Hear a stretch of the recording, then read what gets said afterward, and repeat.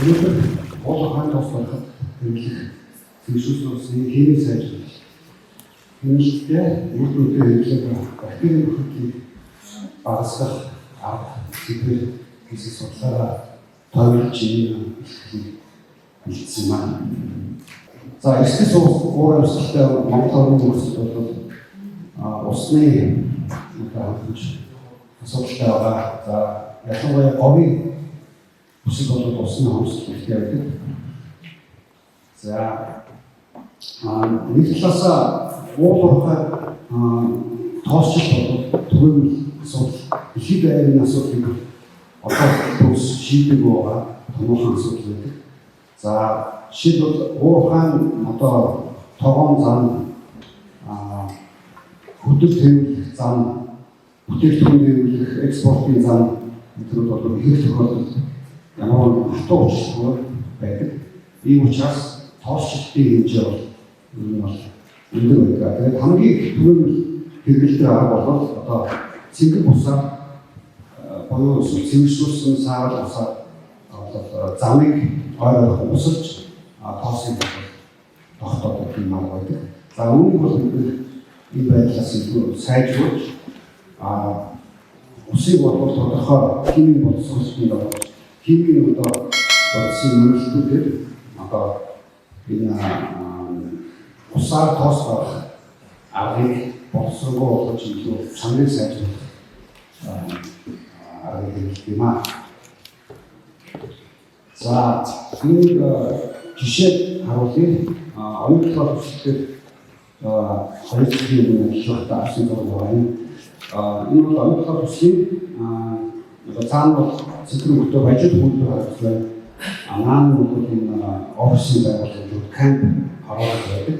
За тэр дундын замыг бол ингээд өдөрт зуны цагт бол өдөрт 6-7 усалдаг. Учир нь услаад 2 цагийн дараа бол энэ ус бол ууршаа ирээд тоос бол араас бол хийгдэх юм аа. За энэ онцлог зүйл рүүлийн оюутлахад цэвэрлэх усны цэвэрлэх байгууламжаас гарсан одоо МНС стандарт нийцсэн цэвэршүүлсэн усыг бол энэ тоос гаргахыг ашиглаж байгаа. Энэ бол маш том дэвшил гэж ойлгож байгаа. Ерөнхийдөө оюутлын төсөл одоо нийт ашиглаж буй усны нэг чиг хэрэглээгээр бол бараг дэлхийд тэргүүлж байгаа. Одоо нэг тонн хөдөл боловсруулахдаа 0.44 тонн ус хэрэглэж байгаа гэсэн мэдээлэл хэлье. Мөн одоо технологийн усны дахин ашиглалт нь бол одоо 86.7% хүрч байгаа гэсэн одоо тайлбар бол байгаа. За энэ замын тоос барах үйл ажиллагаанд бол оюутлахад 100% ус цэвэршүүлэх байгууламжаас гарсан одоо МНС 6734 стандарт нийцсэн цэвэршүүлсэн усыг хэрэглэж байгаа. За кампд бол оюутлах кампд оюутлын барилга байгуулалтын оюутлын бол 10-аас 15 мянган хүн иргэн зэрэг амьдарч байсан. Тэгээ усны цэвэр усны хэрэглээ бол маш өндөр байсан. Тэрний дагуу цэвэршүүлсэн уснаас цэвэрлэх үйлдвэрээс гарч байгаа усны хэмжээ бол маш өндөр байсан. Энэ усыг бол тодорхой хэмжээгээр тоос барах хэмжээтэй үйлдвэрлээд илүү усыг хэрэглүүлээд хаягдлын дадлын руугаа явуулдаг. Тэр нэгээд оюутлын хөдөл боловсруулах процесс технологи ашиглаж байгаа гэсэн үг. За гэхдээ нэг асуудал байна. Нөгөө яг оюутлын дотор ингээд ажиллаж байгаа одоо зөв олон мянган залуучууд энэ бол энэ тоос боловсруулах гихт хүнс асуудал байдаг. Тэгээд хэдийгээр одоо цэвэршүүлсэн усаар энэ замыг бол байна одоо шүршиж тоосыг дарж байгаа боловч ууршилтыг боловс тоос дахиад бэлдэн мөн салхийг бол тоос маш их хийсэн. Энэ учраас цэвэршүүлэх байгууламжаас гарсан ус маань хэдийгээр стандартыг нийцсэн боловч тодорхой хэмжээний батарейн буюу биологийн процесс бол тэр усан бол үлддэг. Тийм учраас тэр уушаад тоос дэгдэх тусам ийм бүтээгдэхүүнүүд бол хүн дахиад амьсгалах боломжтой гэж үздэг.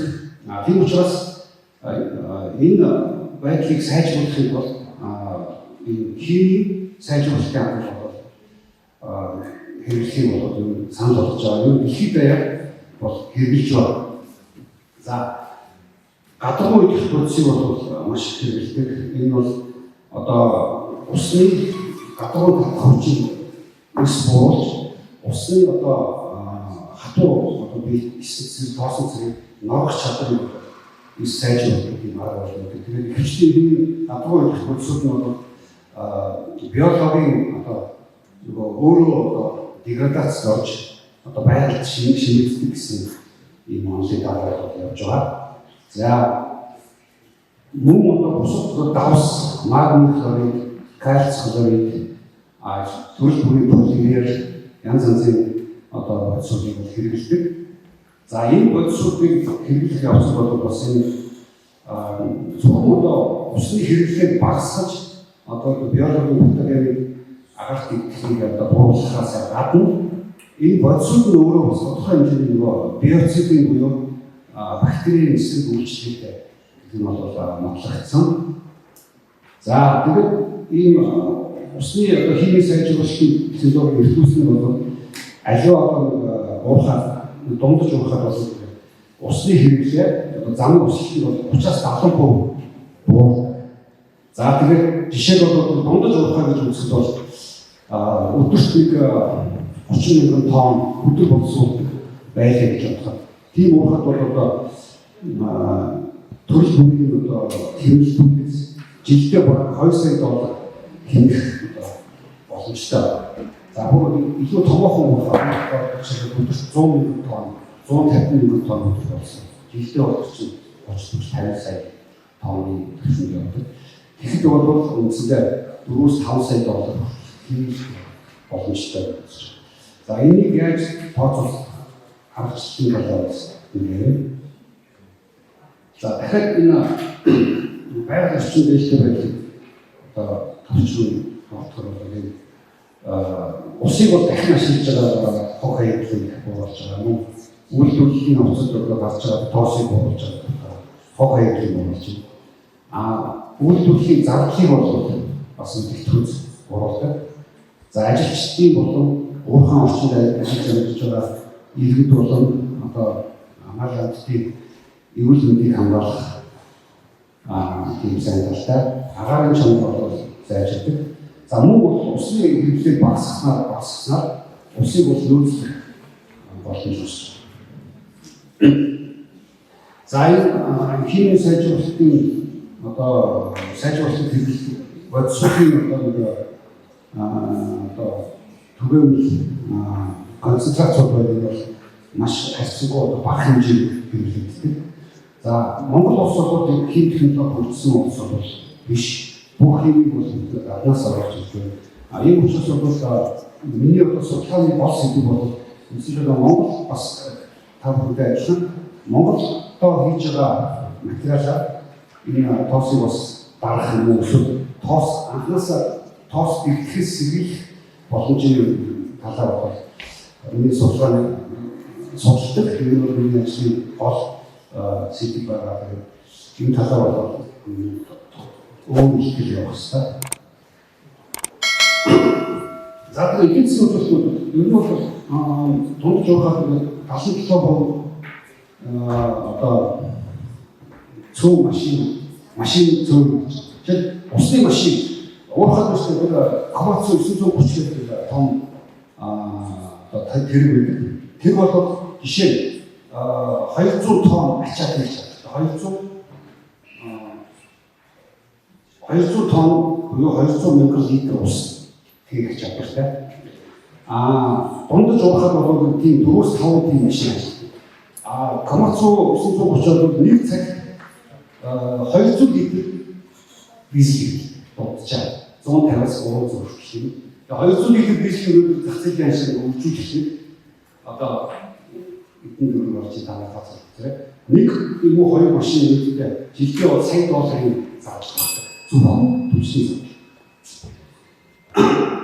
За энэ одоо харьцуулах хүмүүстэй тэгэхээр одоо хамгийн том тооцогддог хамгийн одоо олон жил ажиллаж байгаа тооцогддог Юта мөрсдөг Бинком каньоны урахаар байдаг. Рио Тинто компани гэсэн юм ажилладаг. Тэнд бол үндсэндээ 500 гаруй миль буюу 800 гаруй км ийм шорон замтай. Тэрийг бол баян одоо зуны хаврын намын халуун төрөл бол усалдаг. За тэгээд 6,000 тонн 200,000 тонн машинаар одоо усалгаа явуулдаг. Хэрвээ гэхдээ одоо магнезийн хлорид гэдэг бодисыг одоо түрүү хэрэглэж ирсэн. За хэрвээ энэ бодисыг хэрэглэх бол ийм машинтай тоолж 2 дахин их байсан. Тооцоо хайцуулж өгөх тийм. За энэ одоо энэ их сургуулиудаас наалдсан гарч болж за хамгийн цаатлын нэг бол төлөвлөлийн бусад уурхаануудыг харьцуулсан үзүүлэлтүүд байгаа. За тэгээд англиар return on investment гэж хөрөнгө оруулалтын үр өгөөж гэсэн тийм эдийн засгийн аргачлалыг хэрэглэж одоо энэ уурхайн тооцоололтод хин бодис хэрэглэхгүй гэдгээр шийддэг. Дан цэвэр ус хэрэглэж авах бол зөвхөн усны зардал, дээр нь машин техникийн зардал, одоо ажиллах машины зардал, бензин төлсний зардал гэж явдаг. Дээр химийн бодисоо хэрэглэх нь гэж чинь өндөр зүйл биш тийм учраас зардал нэмэгддэг. Гэхдээ энэ хоёрын одоо дараах зардлуудыг бүгдийг тооцоод үзэхээр химийн бодисыг хэрэглэсэн нь ямар ч бол одоо илүү их ашигтай. Зарим тохиолдолд одоо 4 сарын дотор бүх энэ улсын зардлаа мөрдөг ийм бол хөрөнгө оруулалт байна. За энэ харьцуулсан эдийн засгийн харьцуулсан тооцоолт байна. Тавхан анхаарал зөвхөн ус хэрэглэснээр одоо дундаж уурхай жилдээ сая гаруй доллар одоо тоостал замын тоостал бол зарцуулдаг байна. Гэхдээ тоостал халтын үр дүн нь 30-50% байх жишээ. За тэгээд энгийн одоо гадуур үйлдвэрлэлс хлоридын давс одоо дэвшилтэд полимер гэдэг бол хэрэглэхэд одоо анхны одоо химийн бодисын зардлууд үүсэх боловч тоостал үр дүнтэй байдаг мөн одоо зардал хэмнэл тэгээд хөрөнгө оруулалтын үүрэг нь бол өсч идэг. За хамгийн сайн систем гэдэг нь нийтлэг химийн систем гэдэг төрөл бүрийн химийн бодисуудыг одоо хослуулсан бас энэ аргачлал бас байдаг. Тэрний үр өгөөж бол хамгийн өндөр шараар хайлт хийсэн байна. За тэгээд манайд бол ер нь химийн бодисыг хэрэглэж тоос барах ажиллагааг болов хийж ирсэн. Жишээлбэл эрдэмтдийн үйлдвэрчгүй бусад газрууд тоос барах гэж одоо нефт бүтээгдэхүүн дизель төлсөлтөөр засаж ирсэн түүх байдаг. Тэгээд усыг болоход нь одоо уурхай болгоод хэрэглэж байгаа. Гэхдээ бол зардал маш өндөр. За энийг бол туршилтын одоо төслүүдийг одоо уурхайнууд санал болгож одоо энэ зуны их цаг 3-6 сарын дотор хэрэгжүүлээд тэр үр дүнгийн баталгаажуулаад 2-р өршөлтөнд орж өргөжүүлж үйлдвэрлэлийг нэвтрүүлээд 3-р өршөлтөнд бол бусад уурхайнуудад нэвтрүүлэх замаар нэг бол бас хэрэгжүүлж болно. Тэгээд улс даяар бол бид энэ агарын нөхцөлийг багасгаад дээр нь усаа хэмнээд бас төвч шатгуунаа хэмнээд тэгээд эдийн засгийн хөгжил дэвшүүлэх боломжтой.